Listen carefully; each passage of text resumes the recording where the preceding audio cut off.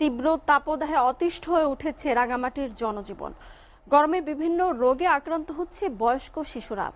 গত কয়েকদিনে রাঙামাটি হাসপাতালে বেড়েছে রোগীর সংখ্যা। গরমে সতর্কতা অবলম্বনের পরামর্শ দিয়েছেন চিকিৎসকরা। গরমের তীব্রতায় কমেছে পর্যটকের আনাগোনাও। অনেকটা খালি পড়ে আছে টুরিস্ট স্পটগুলো। রাঙামাটি প্রতিনিধি মোহাম্মদ সুলাইমানের প্রতিবেদন। রাঙামাটিতেও তীব্র তাপদাহ চলছে। তাপমাত্রার পারদ উঠছে নামছে 36 থেকে 37 ডিগ্রি সেলসিয়াস পর্যন্ত। জীবিকার তাগিদে যারা বের হচ্ছেন তারা চরম দুর্ভোগ পোহাচ্ছেন। এদিকে গরমে মানুষ নানা রোগে আক্রান্ত হচ্ছেন। বিশেষ করে শিশু ও বয়স্করা সর্দি, কাশি, জ্বর, ডায়রিয়া, শ্বাসকষ্ট ও অ্যালার্জি জাতীয় রোগে আক্রান্ত হচ্ছেন।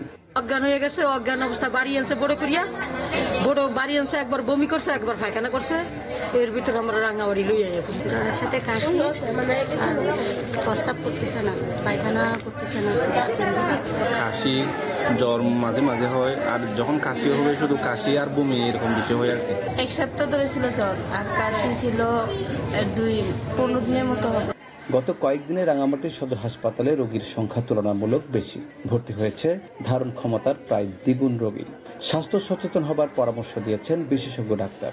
টেম্পারেচার বেশি, তার ঘাম বেশি বের হবে এবং তা আমাদের পানি স্বল্পতা আসার বেশি সম্ভাবনা আছে। বারবার আমরা বলি তাদেরকে ছোট বাচ্চা হলে বুকের দুধ বেশি বেশি খাওয়ানোর জন্য, এবং যারা বড় বাচ্চা আছে তাদের বারবার পানি খাওয়ানো। যদি বেশি দেখা যায় বাচ্চা বেশি পানি চলে যাচ্ছে, সেক্ষেত্রে আমরা অনেক সময় ওরসালাইন খাওয়ানোর জন্য পরামর্শ দিয়ে থাকি।